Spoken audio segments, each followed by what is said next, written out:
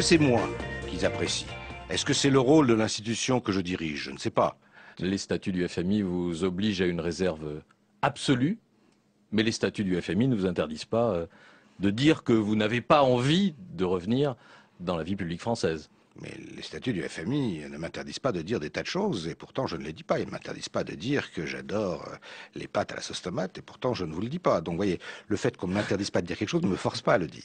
De l'art de se dérober, hein. Il va jusqu'à comparer la primaire socialiste à des pâtes à la sauce tomate. Alors Denis Bertrand, sémiologue, que pensez-vous de cette manière de ne pas répondre à la question? Je crois que c'est une position... C'est une position qui transforme la non-réponse en une espèce d'exercice intellectuel. C'est-à-dire qu'il doit montrer qu'il est intelligent dans la non-réponse. Il doit développer une sorte de mise en suspens de la révélation. C'est une ligne de crête, quoi. Il est sur une ligne de crête du discours, et à chaque fois, un pas de côté, un pas de l'autre risque de le faire tomber, et là, il doit développer ce discours-là. Je ne sais pas si c'est facile de le qualifier d'un mot. On chercherait parmi les personnages de romans, on chercherait... Oui, vous voulez dire qu'il y a une performance, en tout cas. Sa manière de ne pas répondre, il y a une recherche de performance. Je pense qu'il développe l'art de la non-réponse. Ce dont on est sûr, c'est que... au fond, il ne peut rien dire. Parce que s'il dit, il quitte le Fonds monétaire immédiatement. Alors, il pourrait décider qu'il commence maintenant sa campagne. Bon, il ne le veut pas. Donc ça, c'est sûr, il ne peut rien dire. La deuxième, dont on est presque sûr, c'est qu'il n'a pas envie d'une campagne longue. Je crois qu'il l'a dit, que ses amis l'ont dit. Il a tort ou a raison, on y reviendra peut-être, mais il pense que plus la campagne sera courte, plus ce sera bon pour lui. Donc là aussi, il n'a pas d'intérêt à se lancer tout de suite. Et puis, il y a une troisième chose, là dont on n'est pas tout à fait sûr, c'est quel est le degré absolu de sa détermination. Non pas de son envie, je pense qu'il a envie. Et puis je pense que, comme on le disait, il y a une telle pression sur lui que ça devient plus il ne dit pas qu'il n'y va pas et plus il va y aller, forcément. Mais par contre, il y a une petite... pour moi, en tout cas, il y a encore une petite indétermination sur la fermeté de sa volonté, vous voyez. Alors, vous voulez dire que le fait de venir en France pour finalement ne pas répondre aux questions, c'est pour vous des signes qu'il envoie qu'il veut y aller? Plutôt, oui. Plutôt. Oui.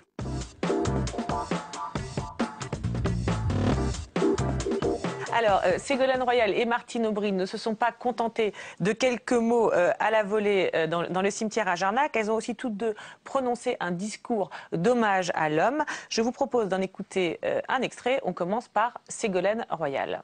Nous sommes plusieurs ici à nous souvenir de ce message prémonitoire qu'il nous adressait lors du dernier Conseil des ministres de 1993.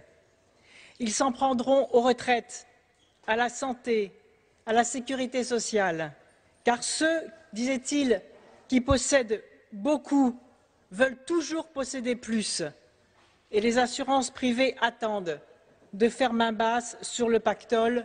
Vous vous battrez le dos au mur, avait-il dit à son gouvernement. Il savait la rudesse de ce combat permanent. En terminant, je voudrais simplement rappeler ce qu'il nous a dit. Nous étions quelques-uns à y être à Liévin en 1994, dans son dernier discours public. Il nous disait « Notre devoir, c'est d'être présent et fidèle ». Et oui, ici, je crois qu'il faut que nous le disions à Jarnac. Nous sommes, nous restons et nous resterons fidèles à nos idéaux, ceux de la gauche et ceux de la République. Le souvenir qu'évoque Ségolène Royal, c'est le souvenir du dernier Conseil des ministres de la gauche. Mitterrand, et donc Mitterrand, président de la République. Alors que celui qu'évoque Martine, c'est plutôt le Mitterrand chef de parti dans son discours. C'est le dernier discours public à Liévin. Et pour Martine Aubry, le choix du dernier discours public, ça nous dit quoi? Il y en a une qui salue l'institution qu'elle veut retrouver, parce que Martine Aubry était aussi à ce Conseil de ministres, mais elle ne fait pas référence à ce Conseil de ministres. Et de l'autre côté, elle fait référence à la lutte. C'est Liévin, c'est les militants, c'est le meeting, c'est le socialisme, c'est les valeurs de gauche. D'accord, donc Martine Aubry choisissant le Mitterrand militant et Ségolène Royal le Mitterrand président, du moins dans ces extraits. Vous êtes d'accord, Pierre Ancrevet? Je sais pas, moi ce qui me frappe, c'est surtout qu'elles veulent toutes les deux montrer qu'elles étaient témoins. Donc il y a un passage. Tout à fait, les deux choisissent un moment. Voilà, il s'est dit, moi j'étais là au dernier, et comme l'a très bien dit Claude Pasternak, Martine Aubry était également là, mais elle ne le dit pas. Et puis j'étais là à Liévin, nous étions quelques-uns à Liévin, il y avait des milliers de gens, et quelques-uns.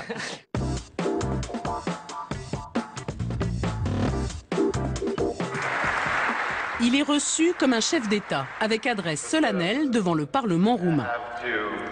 2 capitales d'Europe centrale, Varsovie et Bucarest en 48 heures. Entretien avec les chefs de gouvernement. Des contacts privilégiés avec les grands de ce monde. On passe son temps à rencontrer tous les dirigeants de la planète, à participer au G20 des chefs d'État. Là, on voit vraiment comment le monde bouge et on peut en tirer des conclusions sur ce qu'il faut que l'Europe fasse ou que la France fasse pour essayer de surnager dans ce monde qui devient de plus en plus difficile. C'est une fonction unique, donc c'est pas vraiment un métier. Mais c'est une fonction qui requiert à la fois une certaine expertise économique et à la fois une certaine expérience politique. Et je combine, je dis ça avec humilité, je ne veux pas être prétentieux, mais je combine un peu des deux. Ce genre d'image, là, ça séduit les militants socialistes, le côté dans son avion en permanence. Enfin, il paraît très très loin aussi. C'est des images qui impressionnent ce favorablement. registre-là de crédibilité internationale, les militants peuvent y être sensibles. Ce qui est plus embêtant pour Dominique Strauss-Kahn, c'est plutôt aujourd'hui le caractère idéologiquement orienté du FMI. Et donc le handicap vient plutôt aujourd'hui des attaques de Mélenchon, par exemple, sur le FMI, les politiques d'ajustement, voilà, plus que sur la stature internationale qui globalement profite, lui donne une bonne crédibilité dans l'ensemble de l'électorat. D'accord, donc super atout. Vous êtes d'accord, Bertrand Dalliot, en matière de communication, la politique, il a trouvé le bon filon, même s'il faudra effectivement qu'il, comme disent certains, rentre dans l'atmosphère. Est-ce qu'il a trouvé le bon filon? Je ne sais pas. Je pense en même temps que le quinquennat et l'impopularité réelle de Nicolas Sarkozy modifient légèrement la donne. C'est-à-dire qu'il a compris qu'il fallait, vis-à-vis des électeurs socialistes ou des électeurs des primaires, apparaître comme étant celui qui, à tout coup, peut battre Nicolas Sarkozy. Pierre Encrevé, un petit mot. Non, moi, je pense qu'en fait, pour les électeurs socialistes, ce sont des images très rassurantes qui rappellent Mitterrand. C'est la première fois qu'on a enfin à nouveau un socialiste qui va parler dans les parlements étrangers, qui est reçu comme un chef d'État. En fait, c'est très rassurant et je pense que c'est la force. Ça rappelle l'époque où les socialistes étaient au pouvoir. Il est dans la position, il fait rêver. Oui, voilà, peut-être qu'à nouveau il y aura quelqu'un, alors qu'aucun des autres ne propose cet imaginaire-là, cette possibilité de fondre immédiatement son image en image de président.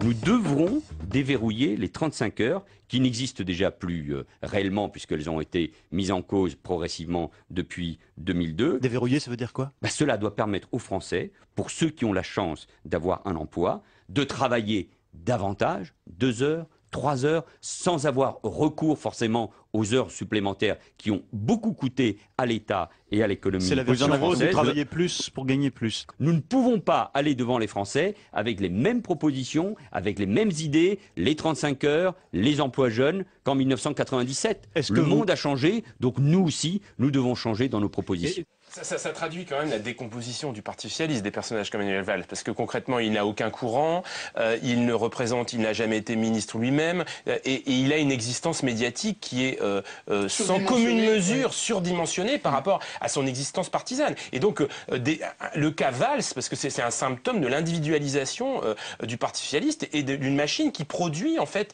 des individualités décrochées de tout ancrage partisan, militant, voire même idéologique, parce que finalement, il n'y a pas de résonance idéologique du discours de Valls aujourd'hui au sein du Parti socialiste. D'accord, il n'incarne pas un courant.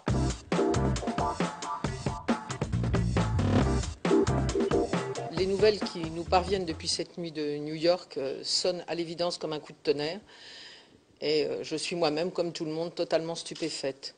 J'en appelle à chacun à attendre la réalité des faits, à respecter la présomption d'innocence. Et puis à tous, à garder la décence nécessaire. Vous savez, moi, pour l'instant, je suis sur un autre terrain, celui de connaître la réalité des faits. Je ne les connais pas encore. Je dois dire que je suis encore bouleversée des images que j'ai vues ce matin.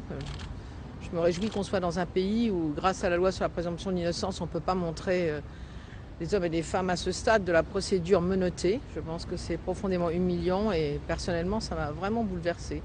Voilà, pour le reste, j'attends la vérité des faits et le Parti socialiste continue à travailler pour les Français comme il le fait depuis 3 ans.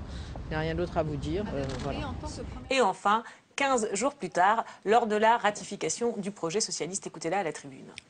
Sur notre chemin, un drame est récemment intervenu qui constitue d'abord une terrible épreuve humaine. Nous avons, je le pense, montré ensemble la retenue et l'unité qui s'imposaient. Nous avons demandé le respect pour la jeune femme et ses paroles, et nous avons demandé, pour notre ami Dominique Strauss-Kahn, le respect de la présomption d'innocence. Moi, je trouve que collectivement, le Parti socialiste sur cette affaire-là a été quand même très maladroit, qu'il y a quand même beaucoup de bêtises qui ont été dites et de choses contradictoires avec le corpus minimal des valeurs de la gauche, voire même de tout citoyen. Mais dans cette incohérence, et on le voit bien là, Martine Aubry s'en est pas mal sortie. C'est-à-dire que d'une part, elle n'a pas dit de bêtises, ce qui est quand même très difficile dans sa position, dans les circonstances aussi chahutées que cela. D'accord, déjà ne pas dire de bêtises, c'était pas mal. Le travail politique, enfin, le travail concret du politique, et en plus, elle a su prendre en charge l'émotion collective des sympathisants socialistes, sympathisants de gauche, de beaucoup de gens finalement. Cette émotion qui est certainement sincère, qui transparaît, ça aide aussi, finalement, les sympathisants de gauche, les électeurs de gauche, à traverser cette période difficile de lente évolution, finalement, des points de vue. Gérard Grabler, vous êtes d'accord? Vu du PS, elle l'a bien géré. Parce que c'est vrai qu'il y avait aussi les Strauss-Kahniens éventuellement à aménager, etc. Je dirais plutôt ça, et c'était d'autant plus difficile pour elle qu'elle est celle qui a ressenti le plus durement ce coup-là.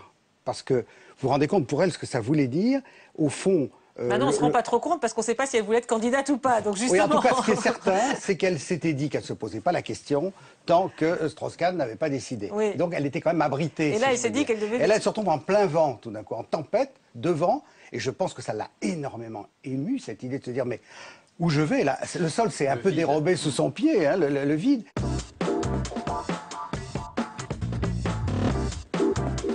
Moi, je ne dis pas que je suis un candidat normal seulement. Je dis que je veux être un président normal. Mais ça veut dire quoi? Mais ça s'oppose à quoi? À pathologique ou à exceptionnel? À dingo, à... Ça veut dire que je pense que depuis 2007, il y a un président anormal. Anormal. Anormal. Ouais. Anormal au sens où la manière avec laquelle il conduit l'État n'est pas la bonne. Anormal au sens où cette façon de tout confondre, sa personne et le pouvoir, n'est pas normale. Ce que j'attends du prochain président de la République et les Français, je l'espère avec moi, c'est qu'il y ait une cohérence, une constance, une maîtrise. Et ce que j'ai dit, ça suppose des qualités exceptionnelles. Alors vous le disiez pendant l'extrait, effectivement, le message c'est qu'il faut être exceptionnel pour être normal. C'est bien ça. Voilà. Pourquoi c'est terrible? C'est terrible pour la vision que les Français peuvent avoir de la politique. Ça veut dire que pour être normal, il faut être exceptionnel.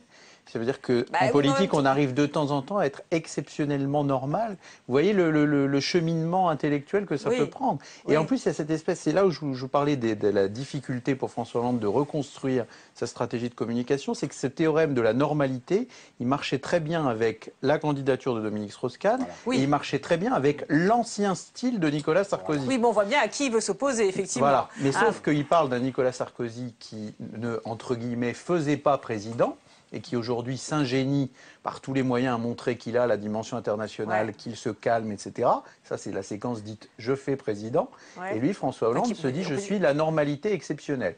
Alors là, quand je suis citoyen, pour comprendre ce que c'est qu'un président à la fois normal et exceptionnel, c'est compliqué. Moi, je partage absolument cette analyse. Je crois qu'il s'apprêtait à être, alors indépendamment de Sarkozy, il s'apprêtait à être contre Dominique Strauss-Kahn. Et on avait bien vu que ce qu'il reprochait à Dominique Strauss-Kahn à l'époque, c'est d'être ailleurs un peu, et que lui, il avait les pieds dans la terre, la bonne terre française, qu'il était président du Conseil général de Corrèze, etc. Et tout d'un coup, il se trouve presque à front renversé, puisqu'il se trouve le candidat qui n'est pas l'appareil du parti et qui doit tout faire justement sur sa personnalité et sur une vision de la présidence. Donc là, je crois qu'il est dans une situation un peu difficile pour changer de braquet.